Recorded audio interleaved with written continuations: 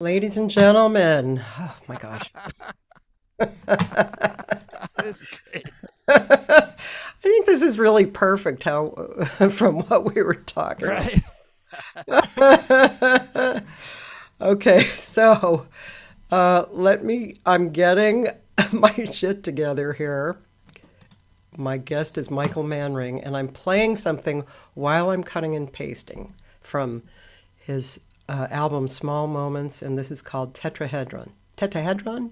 Hedron. Tetrahedron, yeah. Yeah. Hedron, Hedron.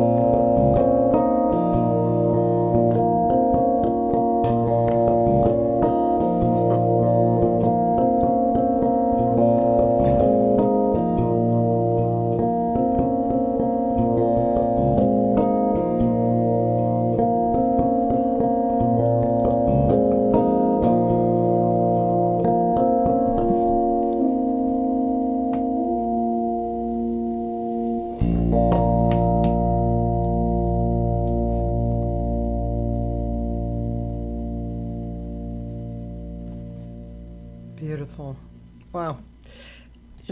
Before I make our picture big, I just have to say, after talking to you briefly, and then looking at this page and hearing the music, it reflects who you are so much. It's you're I don't want to embarrass you too much, but you're humble. You're what's I really like the quote that says, for a player with such a keen sense of melody and harmony, it almost should not matter what instrument Michael Manring has mastered. Almost. Because as you'll hear on this album, Manring has truly advanced and expanded the electric bass and bass music to an awe-inspiring degree, but the music is seductive enough on its own to please those who could not care less about virtuosity. What a beautiful quote. Oh, that's very sweet. And I am embarrassed. Very embarrassed. And interestingly, I'm intrigued by what you said, why you did this recording, or your intention was to use these pieces were written to be played live using only the equipment the airlines will allow to take with me when I travel. I think that's pretty cute, man. Yeah, it's always so embarrassing when you're at a show and somebody asks you to play something and you can't because it was either bring that or underwear and spend 2 weeks with one pair of underwear. So Yeah. You bring the what you really need to get by.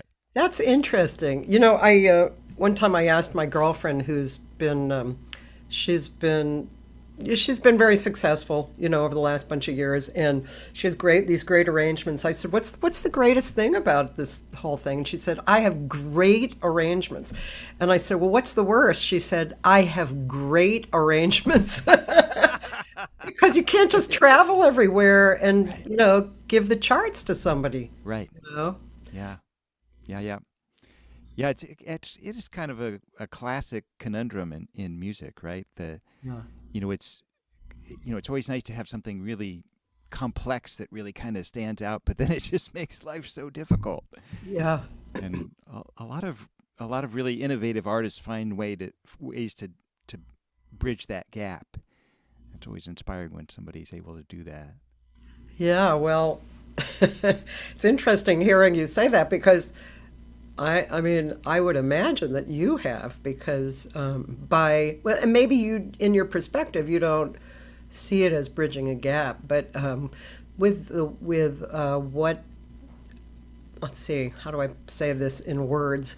With the facility that you have moved into and developed, I mean, and then that's kind of, to me, that's kind of the bridge right there, you know, Oh, and thank you. your music, then there it ties you to your emotional, beautiful communication, and comes from the need and desire to make this whole thing work, right? Well, thank you. That's very sweet of you to say. I guess the only thing I can say about it is you'll know this. There's a famous quote that limitation is the basis of style, and we all have limitations of some kind, right? Sorry, it took a second for the penny to drop, but yeah, Right, I right. understand that. I do Yeah, understand that. yeah, yeah. And so limitations are really kind of an amazing thing. I mean, we struggle with them all day, every day. Yeah, But it, in a lot of senses, but we'll just speak in the artistic sense now. If you didn't have limitations, if you could literally do anything, anytime, there'd be nothing to say, right? I mean, we're you know there'd be nothing to do. I mean, it's it's working within those limitations that really makes the art possible or meaningful. I'm not sure what the right word to use there is, descriptive word to use there, but that's such an important part of it. And then there are limitations we can put on ourselves that really that cause us to bloom. It's like a flower that you have to trim back because yeah, otherwise it's not going to it's just going to kind of go all over the place and be a Yeah. mess. But Yeah. if you trim it back in just the right way, it blooms very beautifully. And the flower seems happier too. Yeah. Or like a child that, you can't give no discipline to a child, right? Right. Because the child's going to be happier if they have discipline and have lines that they have to function within. But the challenge is figuring out which of those limitations are going to do that and which are just, aren't any help at all. Right? That's the challenge. Is what's there's That's one of the limitations. challenges. Yeah. One Would of the challenges. Yeah. Would you mind turning your volume up a little bit? Sure.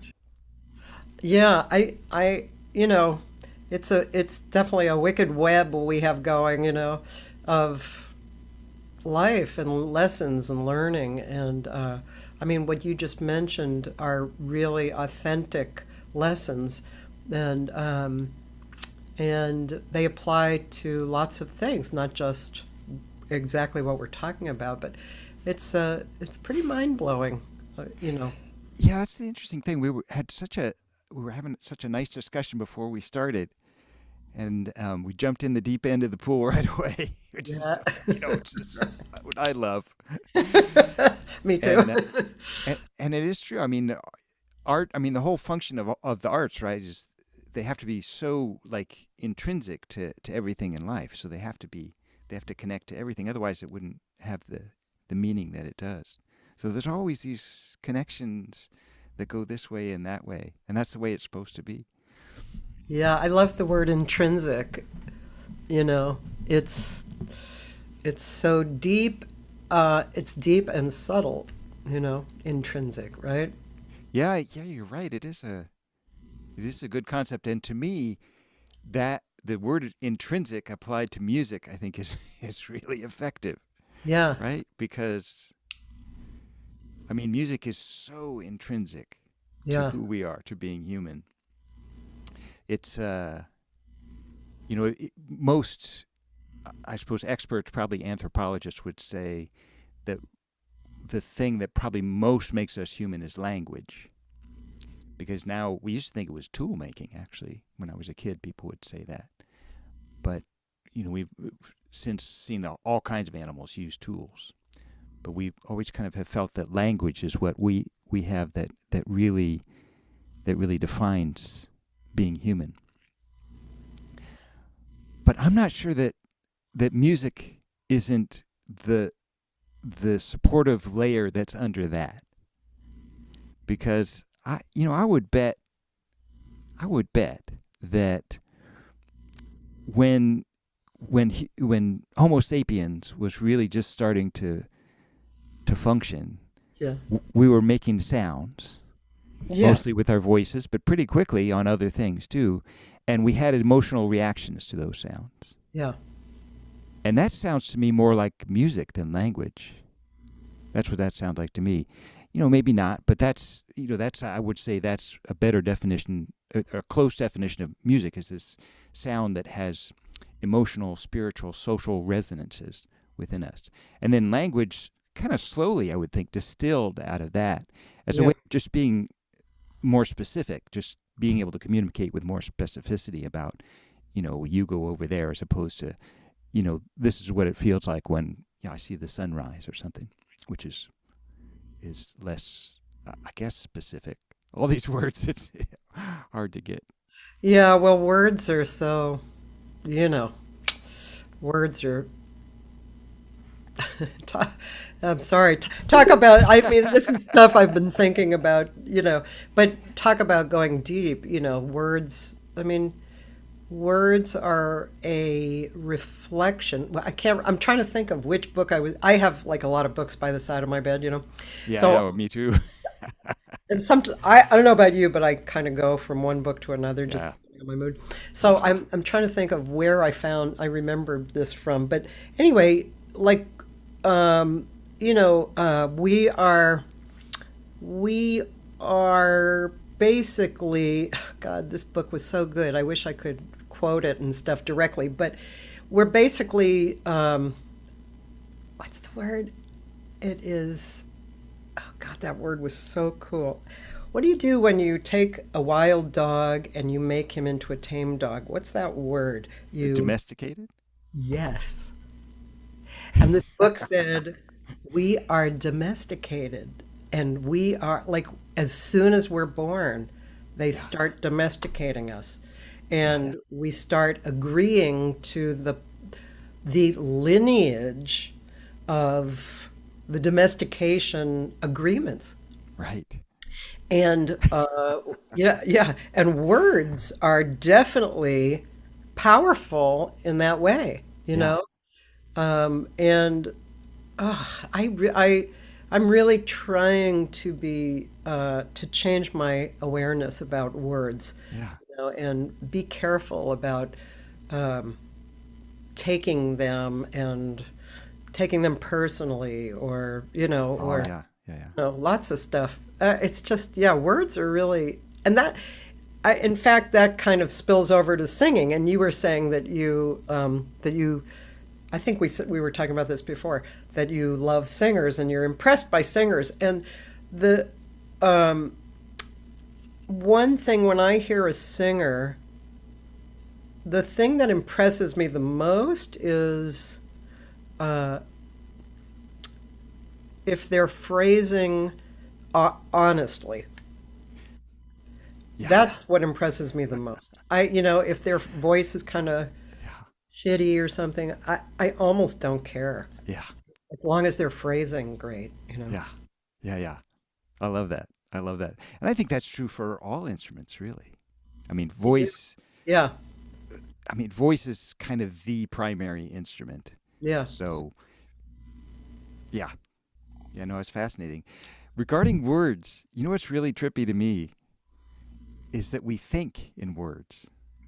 Why do we think in words? I mean, I assume no other animal does. Why do we? Why do That's we have thoughts that are words? Words are, they're not a natural thing, right? Why do we think that way? And in fact, we kind of usually think in words. You can have thoughts that aren't words, but most of the time there's words going on in our head. Yeah, like you're outside and it's a Yeah. beautiful day and you go, "Oh, it's a beautiful day." You're right, exactly. Why do we do that? Why don't we just have other kinds of thoughts? I guess there's some, speaking of the word intrinsic, that must be, maybe there's something intrinsic there. And it gets weirder than that. Like you were saying, we're domesticated. Why? Why do we build cities? That's like the most bizarre thing. Just think of it, for like human beings go back, what, 200,000 years. And for the first, 190,000 of those, people just lived in, groups of 30 or 40, something like that. Why would we want to live with 1 million people, or 10 million people? Why do we want that? Why do we want to live in buildings and have all this stuff? Who It's we very don't even know. right. People we don't know. Yeah, That's even weirder, isn't it? yeah. Because it used to be, if there's somebody you didn't know, most likely you're going to kill them. That's kind of the default option, I think. Maybe you trade with them if they have something cool to trade with, but you probably just kill them. So I think it's very weird, this idea. I like this idea of being domesticated. Where the heck does that come from? And why is it so successful? And you could Yeah. imagine that there'd be a bunch of people who are into it and a bunch of people that aren't, but there's usually, Well, I think, in my past studies, the term group think came up, and that indicated that people, it's kind of an unconscious thing, right? yeah, yeah. Everybody just agrees, Mm, because of whatever you're applying it to. And it takes strength and bravery to actually not not be in the group think, yeah, you know? yeah, yeah. It must have been really dangerous to do, because if way, way back, Yeah. the connection to life was so tenuous. Yeah. And, so you just did everything that everybody else has always done, Yeah. because, you step outside the line just a little bit and that could be, very severe consequences for you. We're kind of wired that way too, right? Our bodies are wired that way, I would right? assume so. I I would mean, assume so. we break down and then there's certain things that go right back up. you Right. know. Right. Right. So I think we're wired that way. Um, that actually brings me to your music. This is a nice segue. I like it. Thank you. But I mean, I'm not the only one who's said it, obviously, because reading up on you is, it's packed with people. And by the way, we will get to all your hellos, people. I'm having fun, too much fun talking first before I tell him your hellos. But and now I have forgotten what I was going to say. Oh, I know what I was going to say. I was going to say that. Um, uh, it appears like you have stepped outside of groupthink with your bass, with your music. I It's you have been the unique Michael Manring, right? You have thought what, and I want to get into asking you about this, but you've obviously thought, should I do that? No, I'm going to do this. No, I like this. I'm going to do it. And maybe somebody said, "What the hell are you doing?" And you said, um, I'm doing something I really like. I mean, anyway, speaking of groupthink and one think or whatever you call the other, I feel like you have actually done that.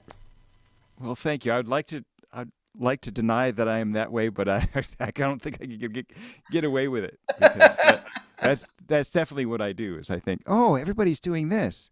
That's cool. I'm going to do that. What happens if I do this? And everybody says, don't do that. Whatever you do.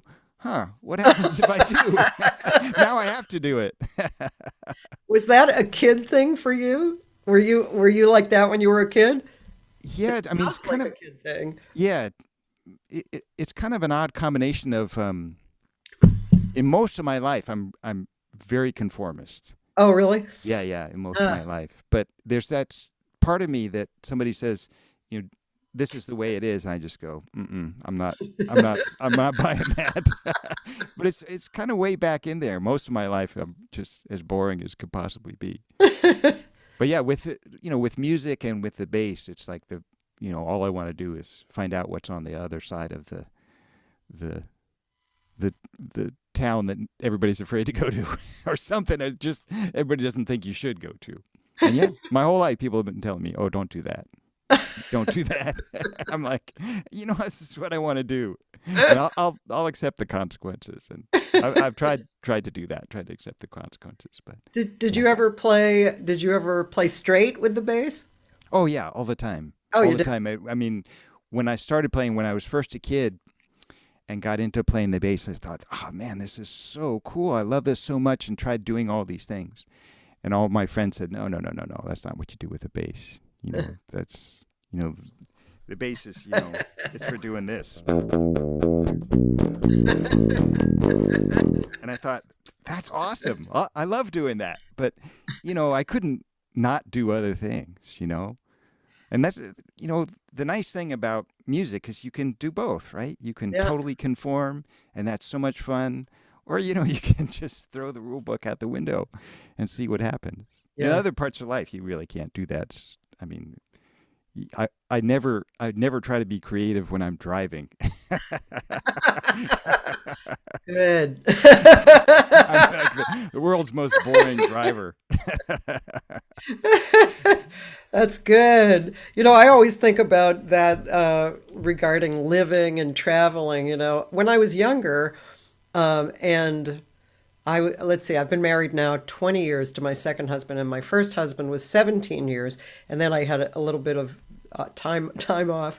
But from my first husband, he was an unusual guy, and I really could do anything I wanted. I could go travel, which I did. I went to Yugoslavia in the middle of the war to sing, and Wow. I could do anything. And I was young, and the reason I say young was because I had more, more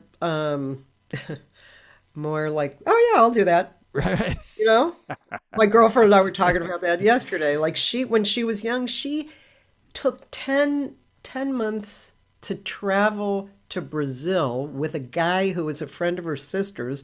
She didn't know Spanish. They just traveled through Mexico and and then she lived in Brazil all by herself. Or maybe at this age we might not do that. Yeah. Yeah. Yeah. So when you say like the freedom to do both, that's what I think, because I don't think I quite got that out of my system. Right. Right. Yeah. I mean, you have to be kind of judicious about it, but that's got to be in the human algorithm, I guess, as well, right? Because you always had to have somebody said, if we took this big stick and tried to hit that big mammoth with it, we might be able to bring it down easier than just hitting it with our hands, right? Somebody, oh yeah, okay, that works. So you need those people, but you know, that most people have to be, kind of doing what everybody's supposed to do. So I Yeah. don't think the groupthink is necessarily bad, but you have to be able to choose. I think Yeah. that's how it works. Yeah, and I And think you have to, your head has to be out of the muck a little to see what the right, choices are. and it's I think in a way it's getting harder, right? Because we have so much information available to us, and we can't the consequences of our actions can be felt generations away at this point. And so you really have to be able to think about, I mean, almost everything you do, you have to be able to think, wow, is this a good idea, or does it make sense to go along in this, or should I really Yeah. not do what everybody else is doing? And it's hard to know, really I hard think to for know. me, the hardest parts are political and medical. Oh, Those those are the right. hardest parts for me. I mean, other Yeah. than that, I'm pretty good. I mean, I know I know what is right and wrong, you know, Okay. for my Okay. opinion. But I don't even see how people can really be sure on either of those fronts, because like you said, there's so much information, and you can go down rabbit holes and be totally wrong. Oh, yeah. Yeah. Yeah. Yeah. Yeah. You Yeah. know? Yeah. And especially with something like medicine, where we're uncovering new information all the time. Yeah, And I know a lot of people get frustrated because especially like with diets, where oh, this is the right diet, yeah, and given the information we had at the time, that seemed like that was the case. But yeah. as you get more and more information, then we may go to the other side of the coin. It's like that in that movie, that Woody Allen movie Sleeper, where he wakes up in the future and everybody's eating steak and smoking cigarettes, and they say, no, no, we now know this is the best thing for you. But yeah, it's hard. It's complicated. It's Yeah, complicated. yeah. And maybe, I mean, it's kind of weird that we expect to understand it, right? I mean, Einstein said that the the the most incomprehensible thing about the universe is that we can comprehend it, right? That when we think we can understand things, there's probably a lot of things we can't understand. I mean, we know there are things we can't understand, but there's probably maybe some of the things we think we can't. I don't know. I don't know. Well, I mean, like we were talking earlier, okay, music, I feel 3,000% great about. I I'm absolutely positive about music, Yeah. and Yeah. I can go ahead. And so the other stuff is, I mean, I know what truth feels like. I have recognized that over the years. Truth feels good, Ah, okay. and it blows off lies. And Okay. so, like, let's say you were having a fight with somebody and you were trying to find the reason and it kept feeling bad. You haven't hit on the truth. As soon as you hit on the truth, everything dispels. Yeah. And so I know what that feels like. And that's been a guiding light for me, you know. And then, reading, all those books by the side of my bed, you know, the reason why they're there is because there's a sentence in a book that just, electrifies me, right? And Yeah. that, I know that's true. Yeah. As far as anything else and what reality is and is this house real? And Yeah. I don't know. I'm not sure. And nobody knows. And in fact, Yeah. we know like what we see, can be relatively certain is not reality. You look at a table and you see a table, but what that really is, maybe, is a bunch of atoms that are Yeah. forming this way, and the table is shorthand for how we're going to interact with what that table is. But we're not seeing the reality of the table, if that's even reality. So there's so much we don't know. And I loved what you said about how the truth makes you feel good.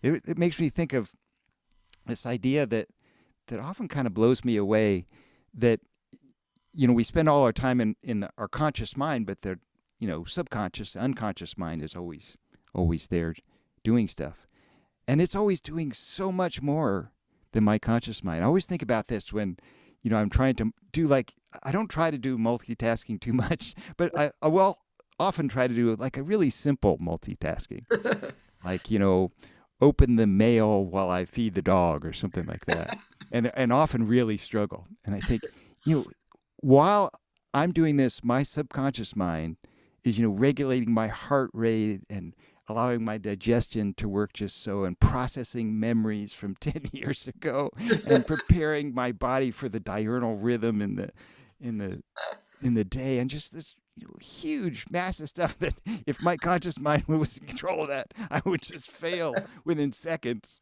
And it's kind of amazing. And I thought, you know, we think of like what's really me. You think, kind of the default is you think your conscious mind. I'm not sure I have the right to think that. I think my subconscious mind is so much smarter than my conscious mind. That's really more me. The conscious mind is just like the little. It's like in the circus when the beautiful ballerina comes out and dances, and then the clown comes out and bows to take the applause. Just it's like my conscious mind. Yeah. Well, I mean, that's why we are supposed to meditate Yeah, to quiet that conscious mind, you and know? and you can kind of feel it, and Oh, I, yeah. I and I think that's why your comment really resonated so much with me, because that feeling that you get is, this, at least in my case, it's this more powerful mind that I have that I'm not aware of, you know, making its way into the Yeah. little part of me that I'm aware of. Yeah. Yeah, yeah. And Get so out of that, there. yeah, right. And so those feelings that you have like that, that's really something important, right?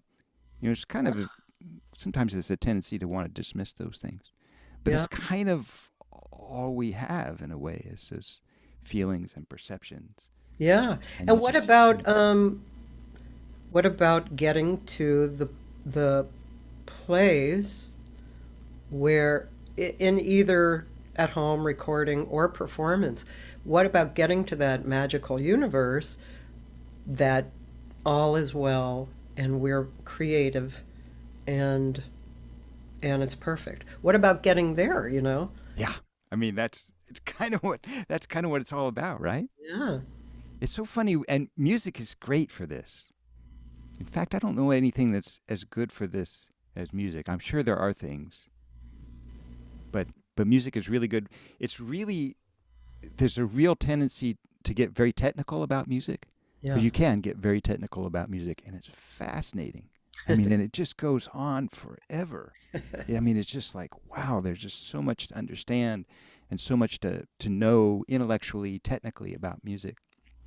But all that matters in the end is the experience. That's all that matters, is the Yep. musical experience, the emotive experience, the intellectual experience as well, but the emotive experience, the personal experience, social experience, spiritual experience. That's all that matters. I Yeah. mean, if you can know everything there is to know about, major nine chord, but the only thing that makes that anything at all is that we have some reaction to it. We have some experience when we hear it, and that it's easy to forget that.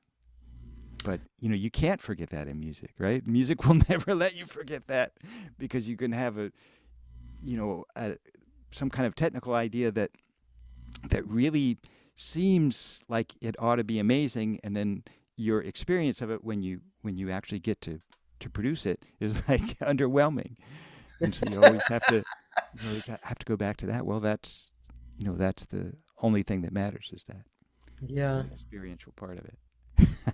I mean, as you're speaking, I'm running through all these different experiences that I've had regarding that I still have right now. Like I honestly, I'm not a huge fan of being in the studio.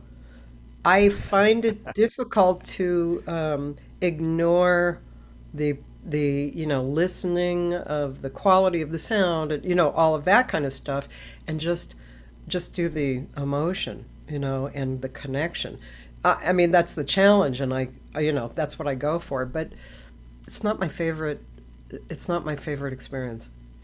Is it the self consciousness part of it that's difficult, or is it that it's too far removed from actual the reality of making a sound in a room?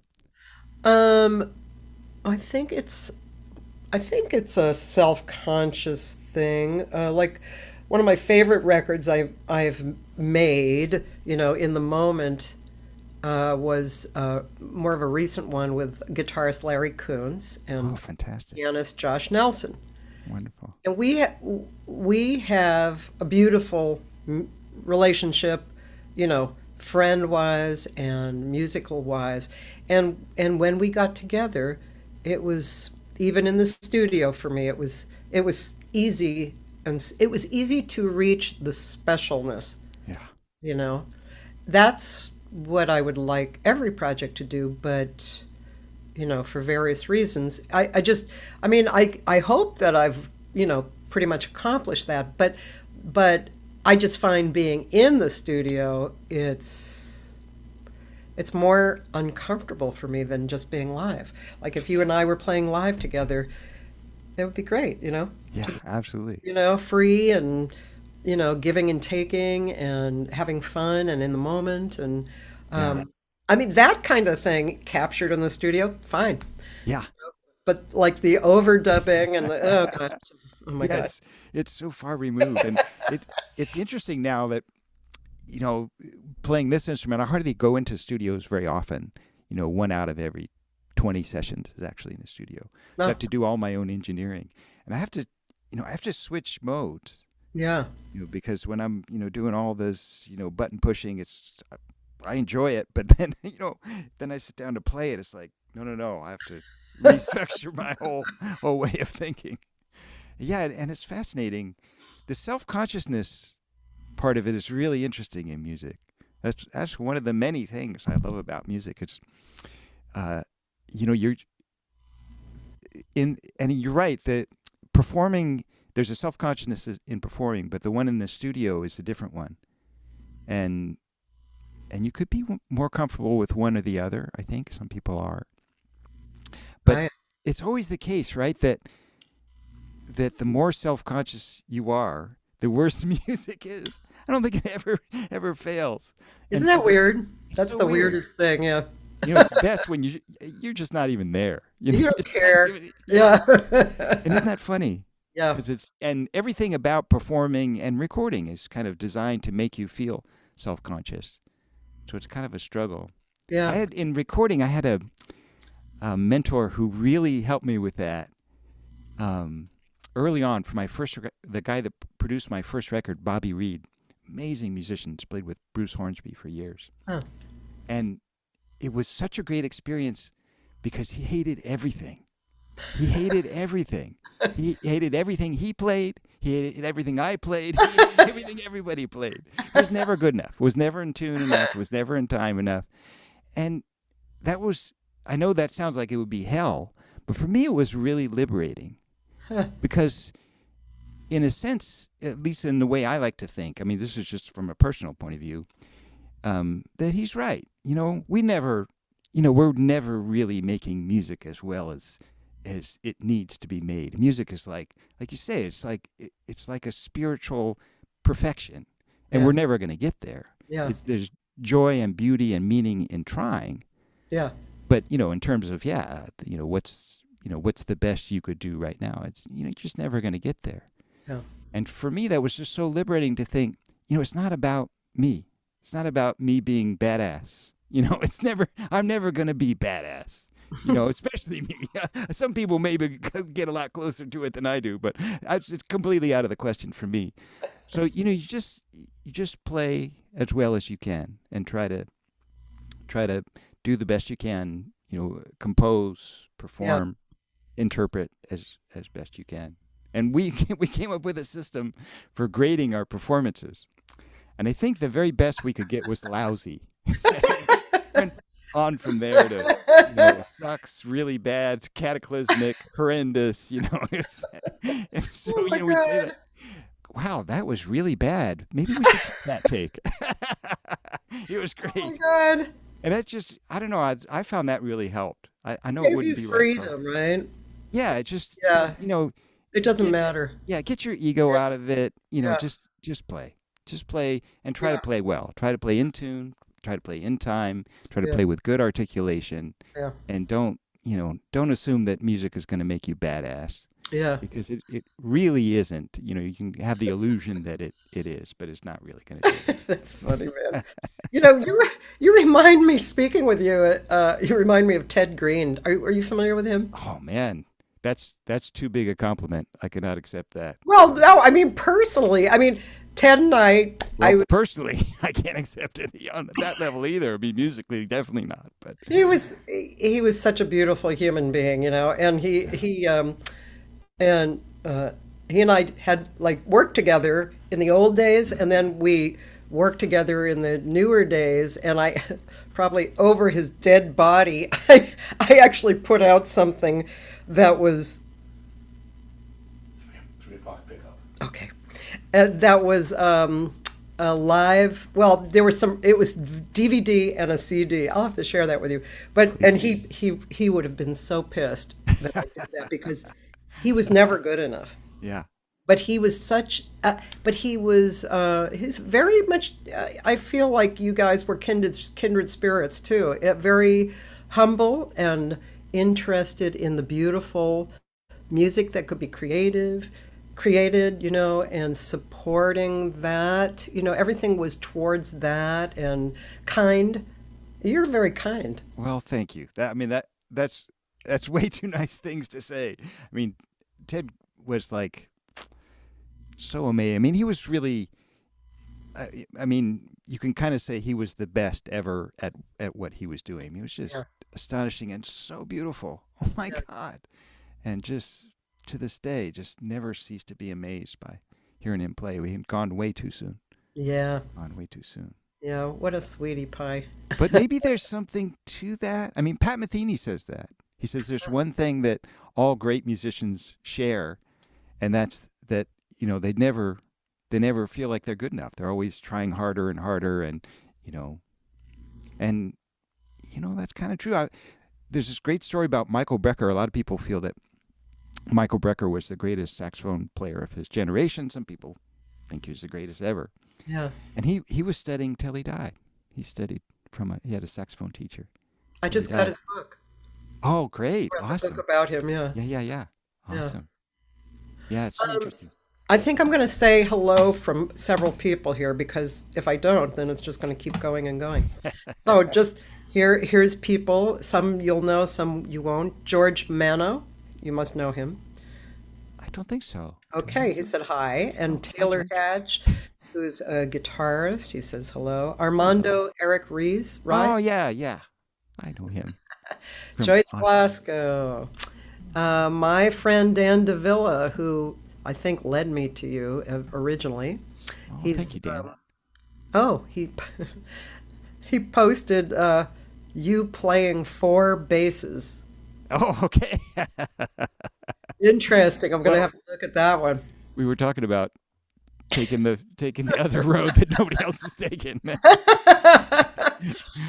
Let's see. And Armando says, to my friend to you, I say, what is this? A stingless bass? Haha. And oh yeah, okay. We got credits on you and Roland Ascaroons. I love this kind of musical interpretation reminds me of the first time I heard Jocko in concert. Michael Manring, thank you for keeping the Pastorius spirit alive. You certainly honor your teacher every time you play. We're going to talk about that. Mark Baldrich, Kim Stevens. Given the current trend toward electronic music that doesn't begin with a traditional human-powered instrument, does the relative lack of sonic limitations result in less emotionally effective music? That's Great. quite a good question. Let's Awesome. actually Awesome. answer that before we move on. Yeah. Do you want me to repeat So, that yeah, or I mean, it's fascinating, isn't it? Um, yes? I have a lot to say, so stop me Okay. whenever you like. Okay. But music is really tied up with technology and always has been. The only part of music that isn't really technological is the voice, and that's one of the reasons I'm in awe of singers, because it's just that's just Built. really the Yeah. heart of where everything comes from. Yeah. And it's interesting, in the West we've kind of moved away from that in several cultures, especially Indian culture, which has a very, very deep musical culture. It's really academically, it's at least as deep as Western music. There, they've retained the primacy of the voice, so everything is related to the voice. In the West, we kind of moved over to the keyboard. Everything is related to the keyboard, and you go to a classroom, music classroom anywhere in the West, and there'll be a keyboard of some kind. But yeah, music is always connected to technology in these ways. And, within the last 50 years, we've moved into this music that has never had an acoustic source. It's completely generated in an electronic way. The assumption is that that's less natural. But I'm not sure that's true, because our our thinking is electrochemical. That's what thinking is. It's electrical chemical impulses. So the argument could be made it's actually more natural. It's more what we are. I don't know the answer to that, but it certainly feels like a lot of electronic music is less natural. And I'm not sure what that means. Um, and I Kim said, does the relative lack of sonic limitations yeah. result in less emotionally effective music? And sonic, you mean like as opposed to the voice, which I think there's instruments. I mean, your bass certainly has a lot of. I don't think of it as a sonic has having sonic limitations, but Yeah, I with electronic music, there's no limitation at all. You yeah can make any. In fact, we're already at the point where you can take any sound and turn it into any other sound yeah electronically. I mean, many cases it's very difficult to do, but the technology's there to do it. yeah And it's a great question. Does that make the music less affective, less emotionally affective? yeah And and I think, fortunately, those limitations, at least for the moment, are still in place, just because it's so hard to do some things electronically. yeah So you're still limited within the box, whatever that box is. mm-hmm. But that's changing, and Yeah we'll see. We'll yeah see. I have to say, it's it's really amazing to me to see these huge electronic music festivals where you have 100,000 people all totally grooving to a beat that's quantized to the clock rate of the computer sounds that are all being made without any acoustic process, and a person not yeah playing anything but just standing there and pushing buttons. That's amazing to see. And that's obviously very emotionally effective. That yeah, and it actually kind of flips a switch in the listener, and it gives them this eh, personal experience, and every time they hear that music, it affects them the same way. It's the same switch, you know. right. And I was watching something, there was a pop concert, and the singer came out, and everybody was dancing, and they knew the song, and I was like, boy, it's that to me. It's like, ugh, I don't know. How Right, many right. times could I actually do that and enjoy it? I don't know. Right, right, right. It's amazing, isn't it? Yeah, I yeah, think that what I get out of it is that, there's a tendency to want to just, you know, push it away, make it go away. It's a fad, it'll go away. I don't have to pay attention to it. Yeah. But it does seem to me that there's something there. Yeah. And it's almost like a call to arms or a call to action of some kind to try to figure out, what's in there that's really soulful. I'm not sure I would be fulfilled as an artist to be an EDM guy and just what I gave to the world was, having a bunch of people, having that experience. But it's, I can't really deny that there's something going on, and that Yeah. it does have, and just what he's talking about. That's, does have some kind of emotional connection. Value. I was speaking with Kenny Lee Lewis, a bass player who's played with Steve Miller for a long time. And he said when they go out on stage now, he's been doing it for 40 years with Steve Miller. When they go out on stage, people don't want to hear them be creative. They Yeah, want to hear, and this is his word, the catalog. yeah, Why? exactly. Because that one song, Abracadabra or whatever, I played when I was losing my boyfriend and meeting the Yeah, new boyfriend. yeah, That's what I want to relive. And people need it and they love it yeah, and that's what gets delivered. yeah. I don't think it's a bad thing. No, I I don't think either. it's beautiful. I'm glad we have other options. Me too. And I kind of think that's what we have in music. We have all the options. Because, I mean, that seems to be the case, right? I mean, I don't think there's any emotion that I can have that's not matched, that's not um, triggered, that's not somehow enriched by some musical experience. Like if I think, if I have this particular form of melancholy, there's this piece of music that just totally matches that. And if Yeah. I'm kind of mildly pissed off but also happy, there's something, there's a perfect piece of music. And there's always that, Yeah. right? There's always something. If I'm Always. just want to be super brainy and intellectual, there's music for that. Yeah. So it's kind of amazing, right? Hey, somebody's asking if you will play a little. Would Yeah, would sure. you like Should I to? play something? Yeah, All please. right. Maybe I'll just improvise. Okay. Oh my God. Improvisation.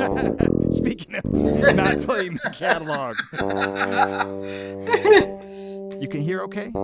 Yeah. All right, I'll just improvise something.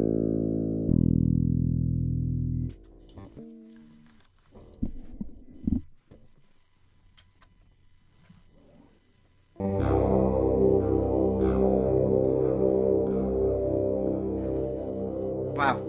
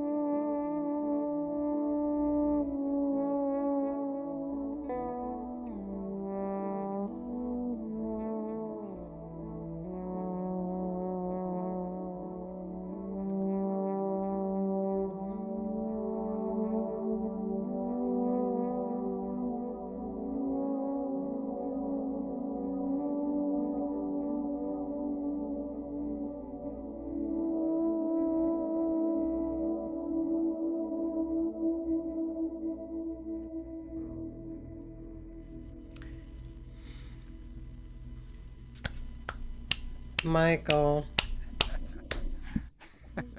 Well, thanks wow, for letting me do that. that is beautiful. Thank you. Thank you. Um, yeah, I'm from the first strum, I was like, I was totally in your universe. Oh, good. Oh, wow. Yeah. I hope that's okay. I always kind of worry about that. I, I, I really like going on journeys musically, and then I think, oh, it's cool. Maybe people could go with me, but I'm not sure that's the journey they want to go on. So I always worry a little bit about that. Well, we're never sure about that, are we? I suppose that's true, right? Right. Yeah, we do what we do, and then if you like it, great. If you don't, okay, bye. Yeah. Yeah. That's right. That's right. So, I have a few questions. I'm not familiar, and Roland asked if you were using the e-bow. Is that what that is in Yeah, your this little right thing hand? here. Yeah. Yeah, it's a little electromagnet, Oh. and there's a 9-volt battery in here that powers it. And when you turn it on, there's this little blue light that tends to hypnotize small children, but it just is telling you it's on, basically. Yeah. And the idea is that with a pizzicato string instrument, you really don't have much control over the shape of the note. It's Yeah. always this kind of a kind of strong attack followed by decay. But with this magnet, I can control where that note goes. So instead of starting with just a strong attack, I can fade in the attack. And Oh. at any rate I want to fade it in, I can do it really, really slow if I do it right. How do you change the rate? Do you do it with your right hand or your left hand? With the right hand, it's all about the angle and proximity with Okay. this, and it's Okay. really sensitive. If you're off by a millimeter, it will do something different Oh. than what you thought it was going to do. Okay. I do that a lot. But you kind of get the hang of it after a while. It's just like we were talking about. It's just a feel thing. Yeah. Becomes just part of the instrument. Yeah. But it's really powerful. It really helps you to kind of reimagine the sound possibilities for the Yeah. business. And Yeah. Very compositional. Also, I noticed sometimes you would be playing your notes typically like if you would go hear somebody play, you might see them plucking the notes basically in the right hand, but your left hand was actually not plucking but moving, and the note would move. So is that mostly in combination with that, or is that kind of an electronic kind of a thing, even if you didn't have the ebow? right. So talking about how the nature of the instrument kind of controls the way you think and the kind of music you make. Yeah.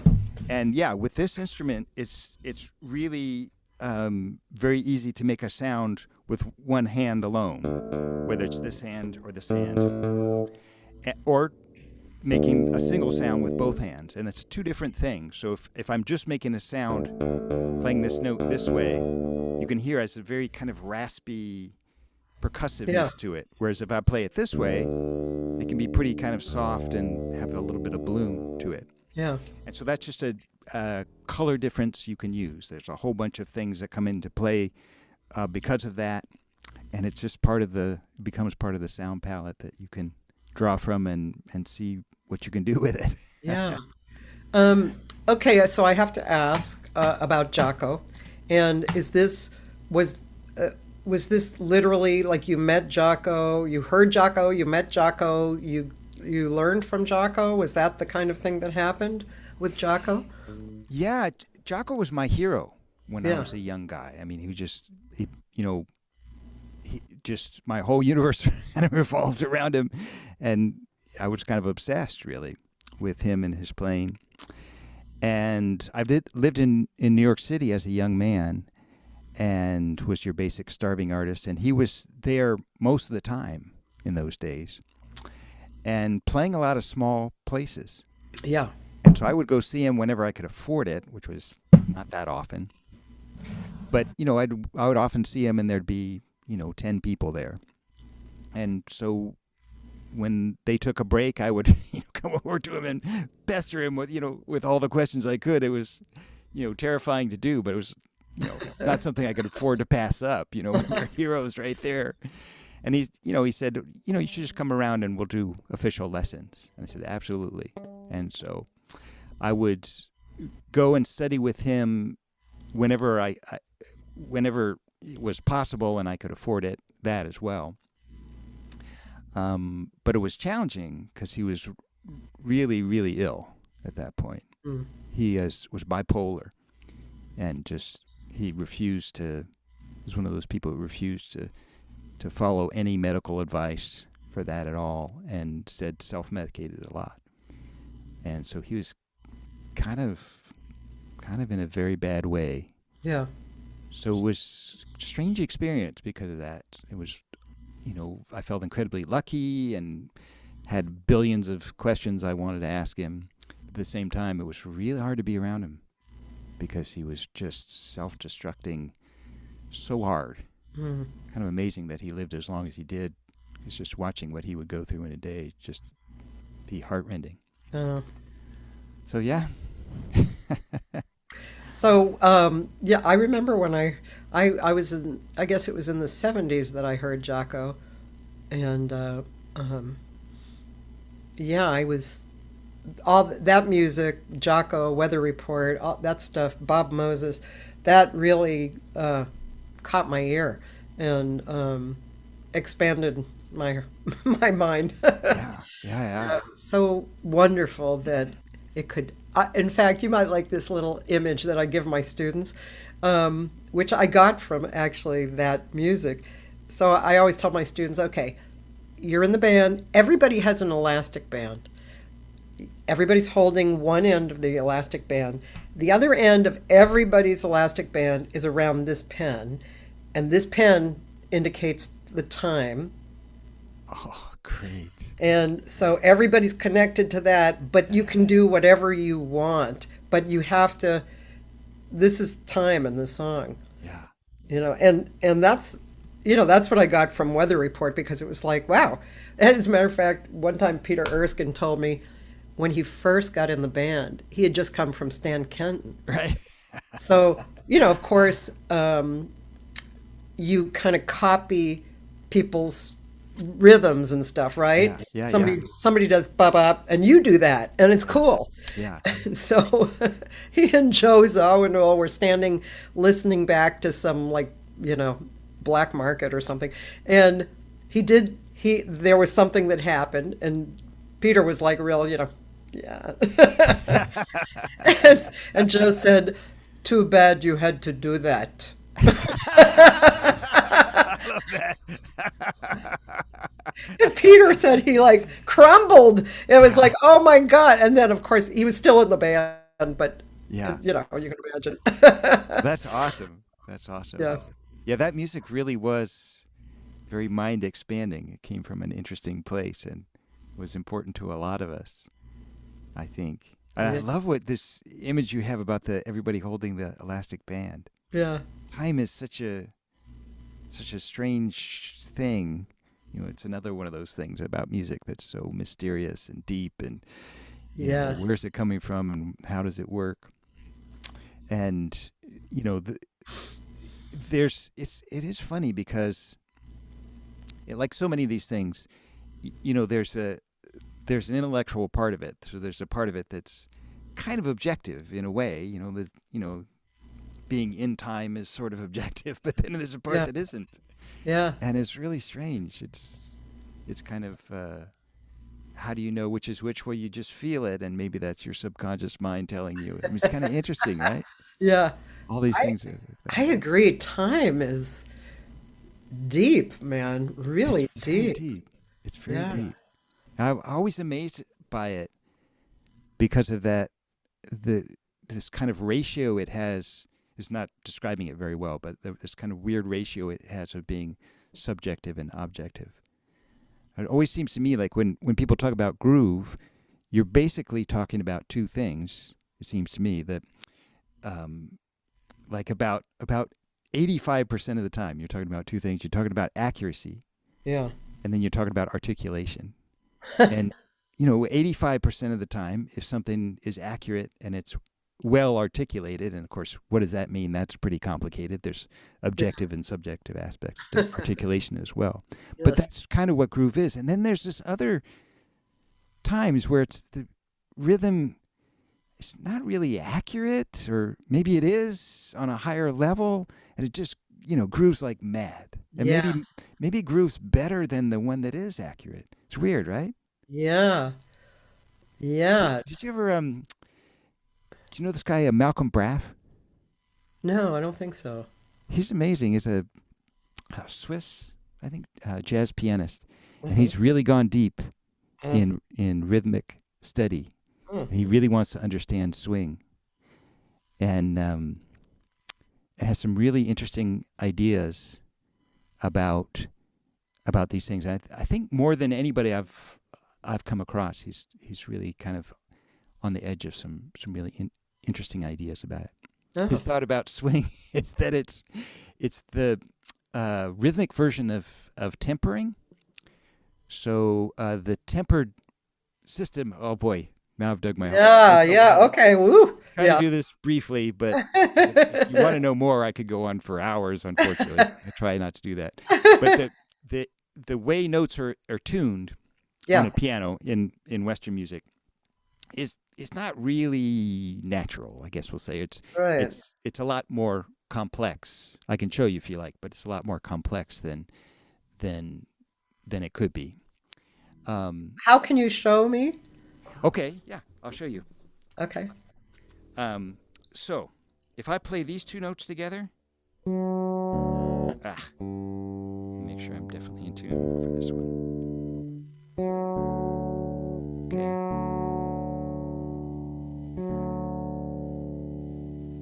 Okay. You can kind of hear that sounds about right, yeah? Yes. This is not how these notes are tuned on a piano. This is how they're tuned on a piano. That's what a piano sounds like, yeah. And it's basically a vibration or something. It's a yeah. How can I do this briefly? It's a compromise. Yeah. Really, that's an F sharp and F sharp in the key of D. But the F sharp in the key of D is not tuned the same as the F sharp in the key of B, for instance. They're slightly different tunings. But with a piano, you just kind of make everything the same, and that's close enough. And that's called tempering. And so the thought that this idea that Malcolm Braff has is that swing is a tempering, that all rhythm, this we're pretty sure about, that all rhythm is kind of this combinations of twos and threes and their various multiples. It's all kind of that. And with swing, you get 2 and 3 at the same time. You're kind of halfway between 2 and 3.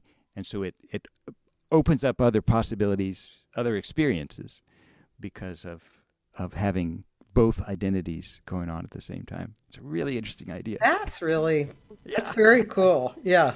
If you get a chance, he's got some really good lectures online that you can listen to. And it's, he'll walk you through it. It's much deeper than that. Yeah. It really goes on and on. I'm trying to give the Cliff Notes version, but it's fascinating. That is very interesting. Yeah. I mean, and just personally, first of all, tuning, for a vocalist, Yeah. it's a long road, long road that, I've walked on that. And, one thing that's kind of crucial is how you hear yourself. Right. Because I'm not hearing what you're hearing from my voice. Right. So if I realize, which I did at some point, that I'm singing, here's the note, and instead of here, I'm singing here. Yeah. Because this is comfortable, and I've always sung here, and this is what I think is in tune. However, now that I've recorded, and I listen back, and I hear that, and I don't want to do that, so I start practicing here. Right. So that my voice can get used to that and feel comfortable with being here. Yeah. And and the inside of my head feels okay about that tuning. That's only just this body, Yeah. And then I remember one time I did a gig with a bass player, and I mean, I've sung with a lot of bass players, only bass and voice. This one bass player, I was miserable. I could not get in tune with them. Yeah. I didn't understand why. I kept trying. I'd try and go a little sharper, a little flatter. What was it, Right. And I mean, obviously there's the waves and the tuning itself is just Wow. And then time, I can really relate to that too, the groove. And, you know, I'm constantly trying to find ways of telling my students what groove is, how to Right, get in right. the groove. You know, how old are they? Can I tell them it's a strip song or no? Right, right. Is she 14 years old? She really doesn't get it. You know Right, what right, right. a song is, and I've had clinicians over who have talked about it. One clinician, this bass player Armando Campion, who is great, he said, "This is what he gave. It was so great. I gotcha. I getcha. Oh, I nice. getcha." It was great, Nice. right? Yeah, yeah. I've seen students like in years later actually count it off like that. I gotcha. It Nice. was so relatable, Nice. and Yeah, that's yeah. kind of how you and I are talking too, like coming from where we were talking about before. It's really about the emotion and the Right, experience, right, and that's that's the bottom line. Of course, there's ways to study and break it up and, get smarter over over the time, right? yeah, and it seems like it never ends, as far as I can tell. Um, so then the interesting thing is, um, so so pitch and time are the same thing, really. So if I just did this really fast, no one can do it that fast. You would eventually hear a note, right? Yeah. And and if I do two pitches together, like this interval, if I could slow that down enough, what you would hear is you'd hear 3 against 2. Oh, So there's the same thing. Probably nobody really quite understands how far this goes. yeah. That that part of it is pretty deep. And what's interesting is that rhythm 3 against 2 is sort of the most primal, basic rhythm there is. There's an ethnomusicologist that says all African music is 3 against 2, Uh-huh. and Okay. that's it's almost a way of saying all music is 3 against 2. It's almost a way of saying life is three against. Right, right, right, That's where right. we're born out of, and the Yeah, earth is living, and yeah. yeah. And then that rhythm sped up produces that interval, and that interval is the most fundamental interval in music because That that was that a third? perfect fifth, A fifth, sorry. perfect fifth. Yeah, because so the you can think about probably the best way to think about this stuff is in ratios. Yeah. So the simplest ratio there is 1 to 1. So if 1 to 1, you get this. It's 2, same note. And that's the most basic relationship you can have. But nothing really happens. We don't even kind of, if I play that in tune enough, you can kind of hear it as one thing. It kind of disappears into itself. The, mathematically speaking, the second most simple thing you can do is 2 to 1, right? Which would be this. And again, you can hear a difference, but it's kind of the same thing. And it's this odd phenomenon that anytime a frequency is doubled, we hear it as the same thing, only higher. So music is this spiral, like the seasons, like time, like so many things in our lives. It spirals up and keeps going back through the same experience. And so the next simplest thing you can have would be 3 to 1. And that's what this is. So 3 to 2 is so 3 to 1 is this. And if I take the lower note up an octave, then it's 3 to 2. And so, but it's the same basic experience either way.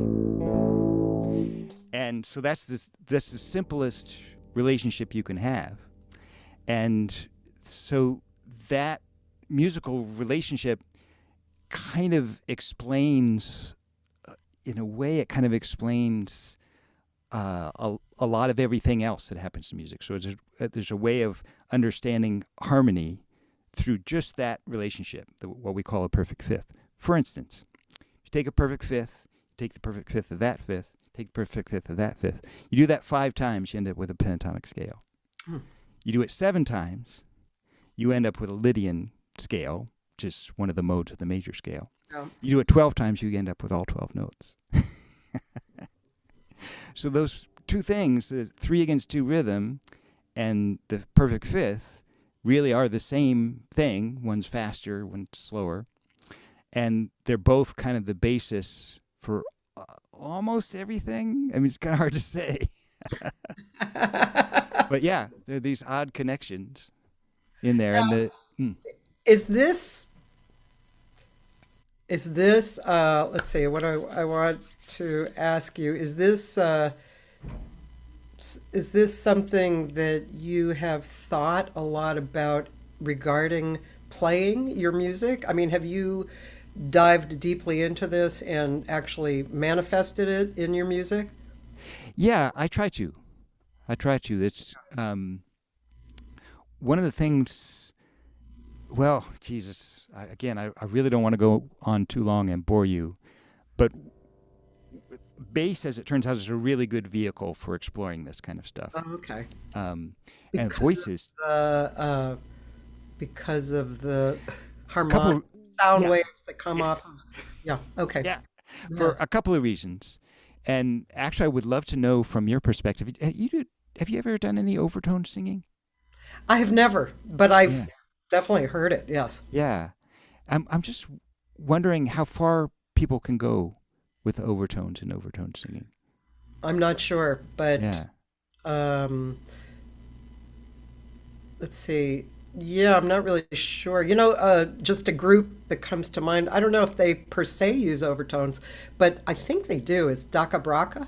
Do you know them? Oh, yeah, yeah, yeah, yeah. They're Okay. very Yeah, trippy, yeah. Very trippy. So I'm not sure that they're actually doing that. Is Indian singers, are they actually using overtones? So in Indian music, they never came up with the tuning of the piano. So they're Oh, singing in these very pure intervals. and the micro, uh, Well, this is the interesting thing. I don't think it's really accurate to say microtones in relation to Indian music. It's mostly it's just this real purity of the intervals. So, for instance, this one I played for you, yeah. that's exactly 5/2, or as close to 5/2 as I can do. So that's a small ratio. But if I do the one on the piano, here's the one on the piano. That ratio is an irrational number. It's so complex.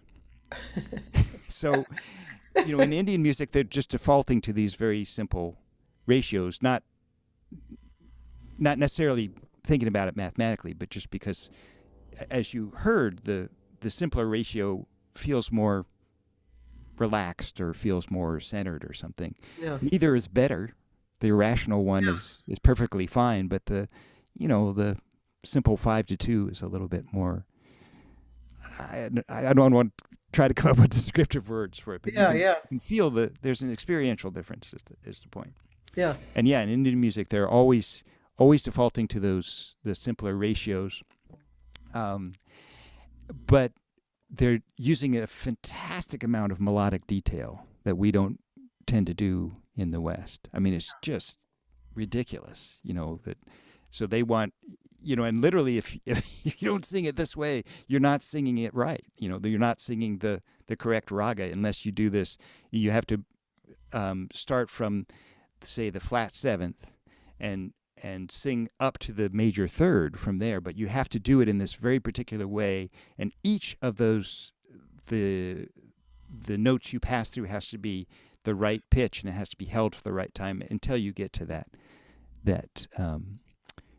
major third, and the major third will always be really pure, almost always be this really pure 5/2 or 5/4 ratio. The minor sevenths is a little bit more complicated, but yeah, and so that's how it works, and it's just very very very complex detail that they've worked out for how to move from one to the other. Yeah. But yeah, I study this. Fascinating. I study this stuff a lot. I should make a shout out to I study with a guy named Alaudin Matthew, who's a really amazing. He should really be a well-known American treasure Oh, because he's really astonishing. He's in his 80s now, and he got his start doing big band arranging, and so he arranged for the a lot of he arranged for Duke Ellington. I love this story that Duke was working on a record, and he said, I can't get this one thing right. Would you please do this for me, Alaudin? I mean, can you imagine? And so, arguably the jazz's greatest composer, and young kid to do it instead. But Alaudin felt that he wasn't really being true to himself somehow doing that music. And so he went back to school and studied serial music, so really advanced, super intellectual contemporary music, writing for orchestra and things like that. And at that time, it was very, very, very mathematical kind of stuff. And he said, no, this isn't right for me either. And then he came out here to San Francisco and took drugs and listened to the Grateful Dead and started to really feel something about music, finally. And got involved in Indian music and studied from this amazing guy named Pandit Pranath, who was a singer who literally, he was grew up in North India and literally spent like years, I think it was maybe 5 or 10 years in a cave just singing. So that's where he came from. Wow. And Alaudin studied from him for 20 some years. Oh, wow.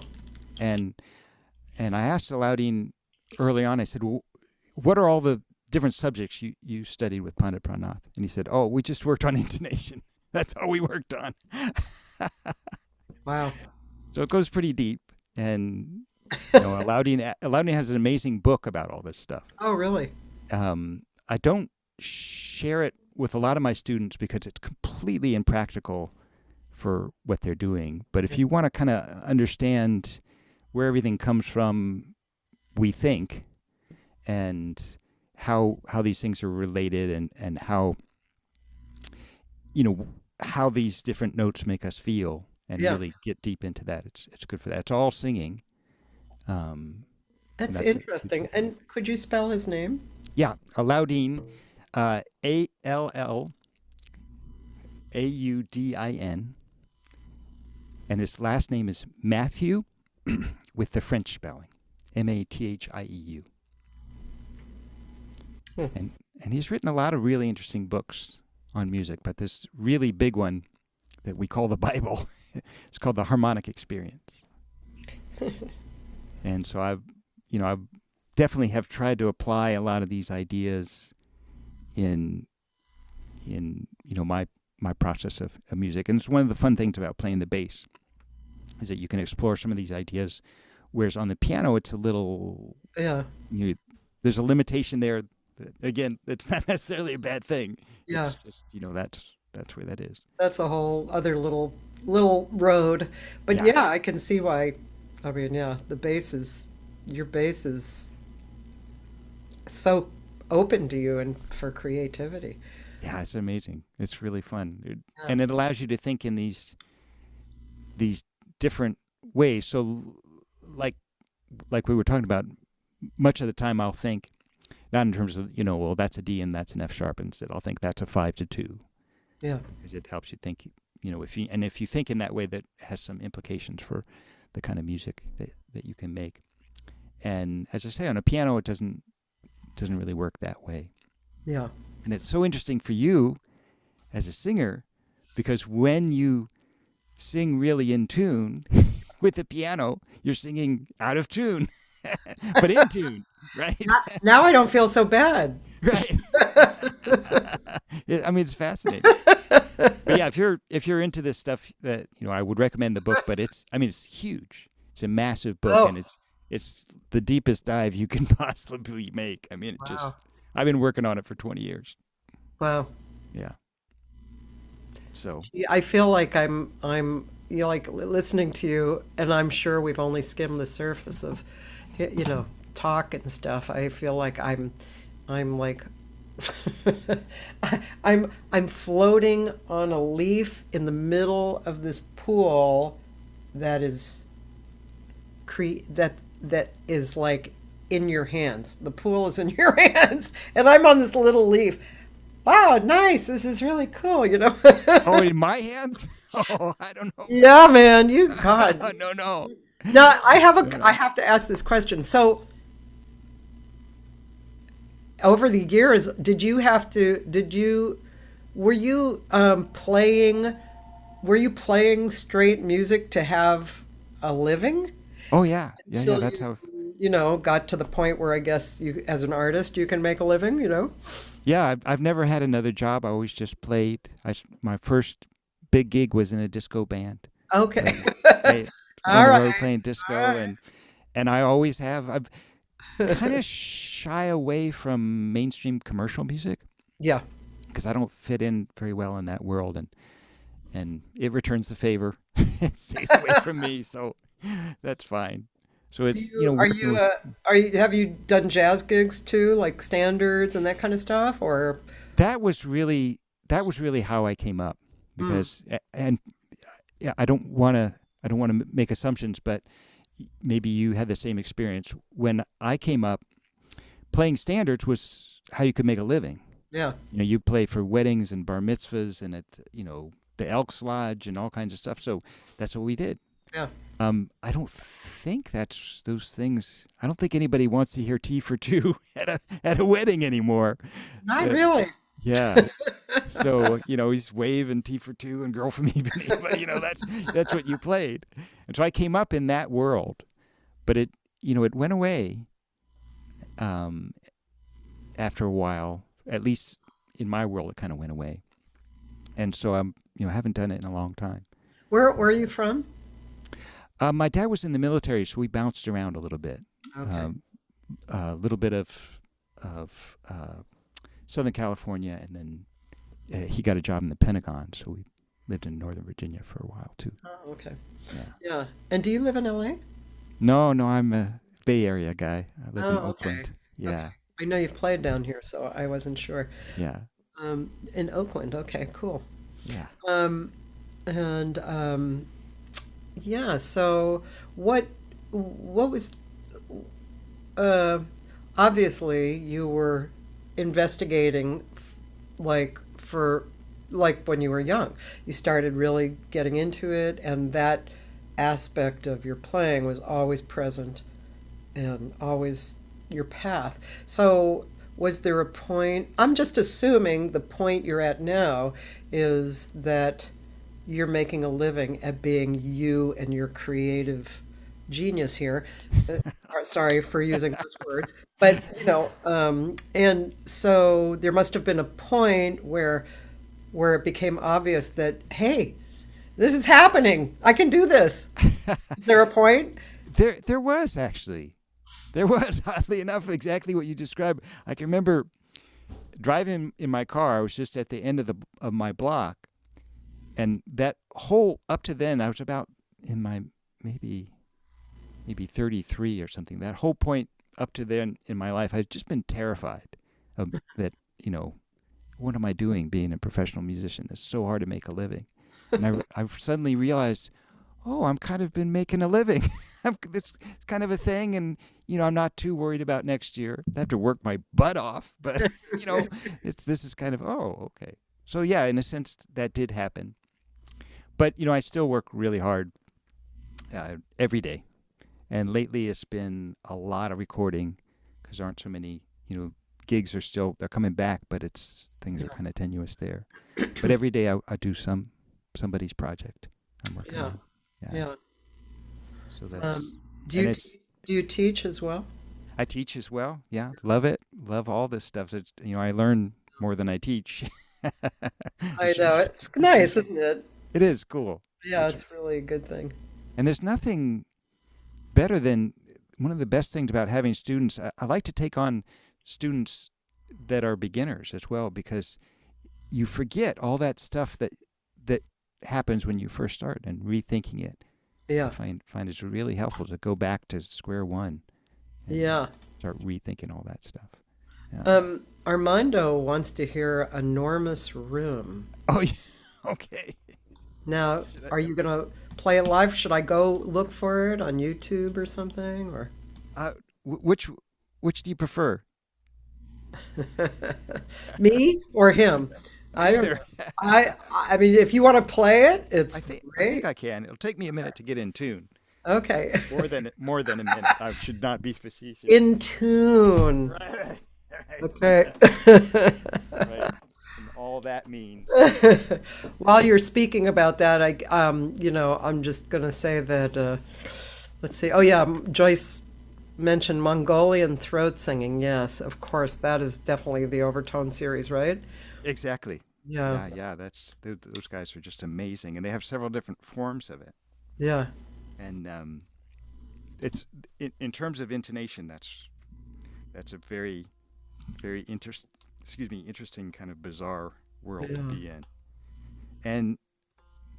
And the kind of curious thing about it is that, speaking about all this kind of music, a lot of things have really been explored in interesting ways in yeah, terms of these things, but not all of it. There's a ton of it that kind of hasn't, which is kind of interesting because in Western music, you could say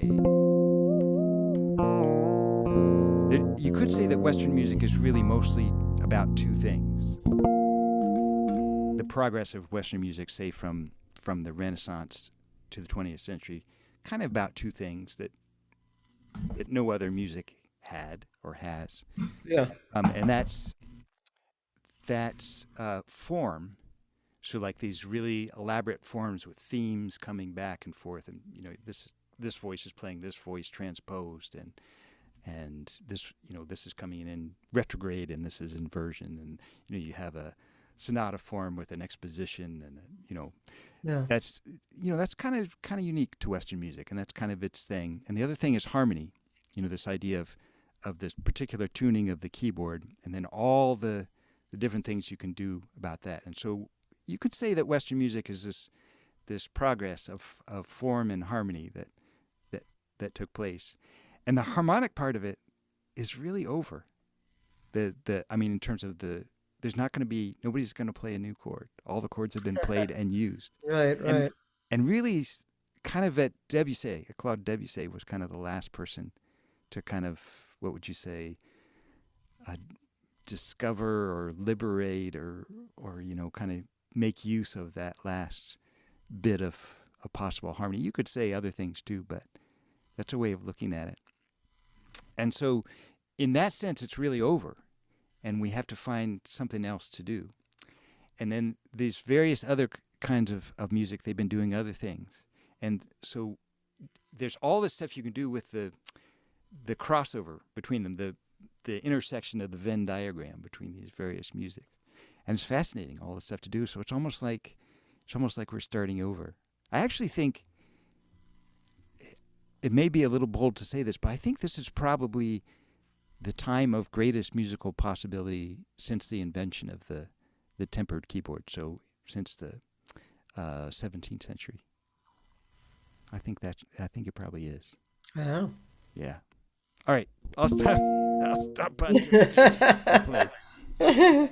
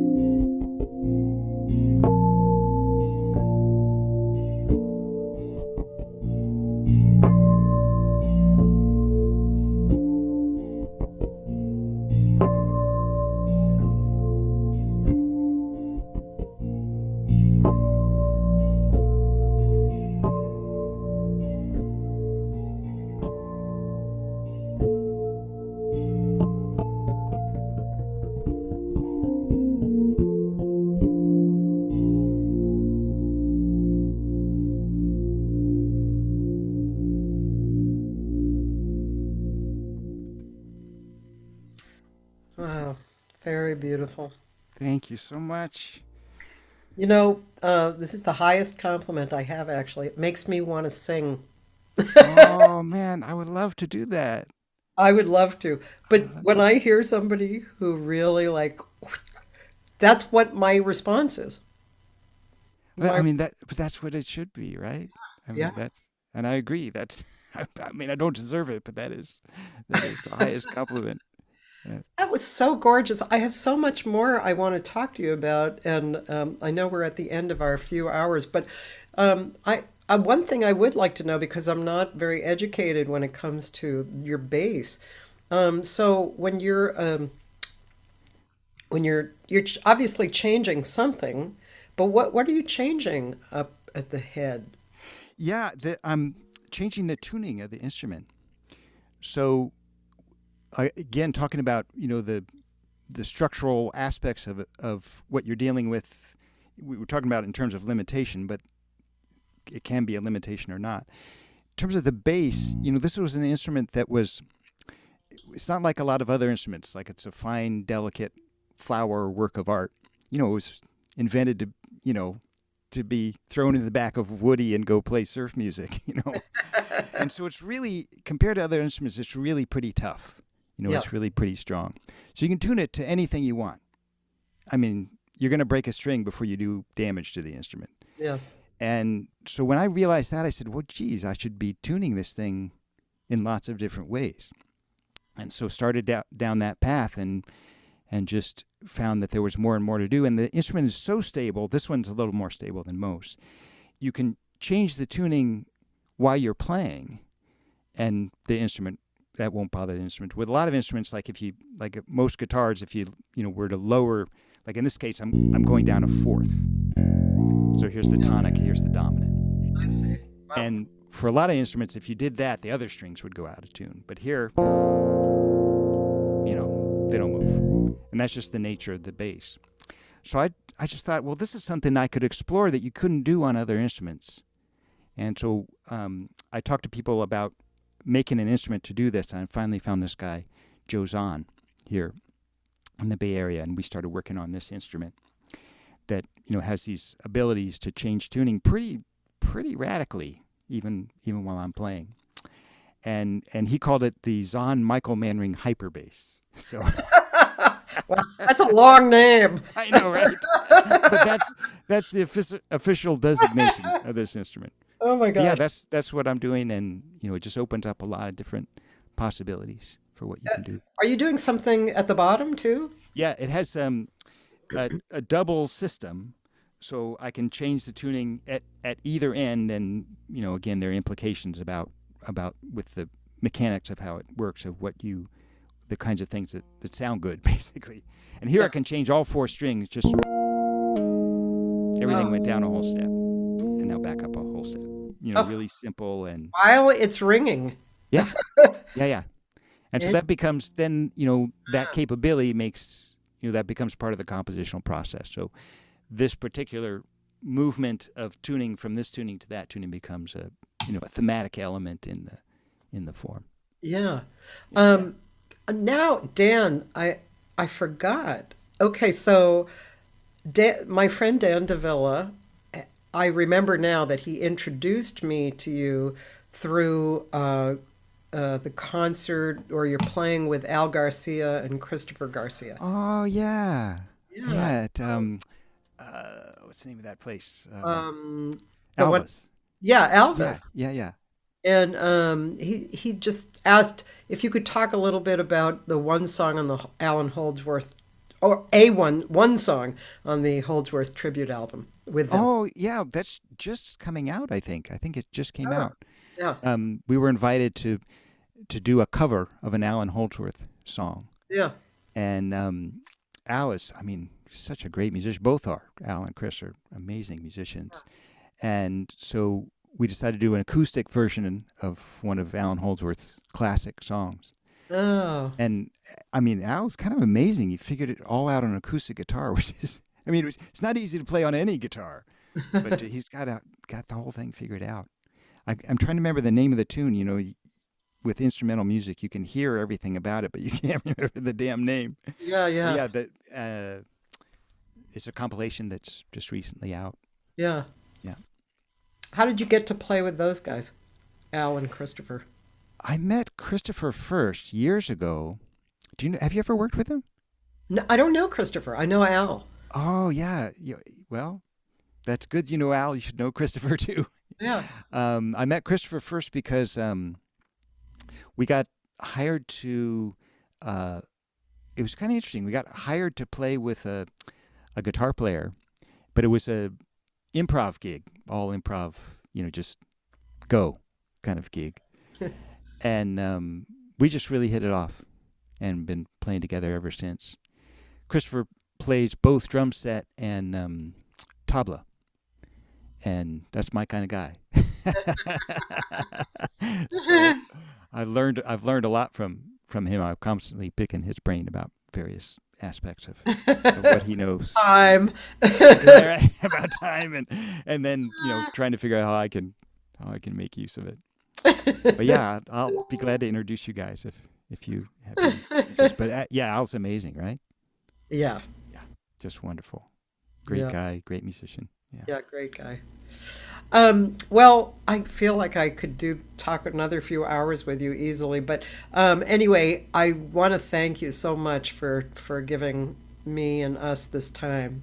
Well, the pleasure's all mine, and thanks go absolutely in your direction, Cathy. I appreciate so much you having me on and Uh, letting me spew about all this stuff that fascinates me so much. I enjoyed it so much. Everything from the spiritual to the technical and the Absolutely. musical. Yeah, The yeah. so It's all beautiful. connected, right? Yeah, it was just wonderful, wonderful to meet you and to hear you speak and to talk with you and hear you play. And I do hope to sing with you. I would love to. That I absolutely love that. my heart is feels very open for that. Awesome. Let's do it sometime. All right. Okay. Ladies and gentlemen, the rest of the week is archives. And if you're in town, Sunday I'm sitting in with the Brent Fisher Big Band. He does his dad's music, the Claire Fisher. Oh, really? Yeah, it's really beautiful. Wow. And I'm just sitting in Wow. for one song, but that's in Studio City, and you guys can see it on my website. Thank you again. Thank you so, so, so, so much. Pleasure's mine. Thank you Really so much. appreciate it. Bye, Goodbye, everybody. all. Thank you.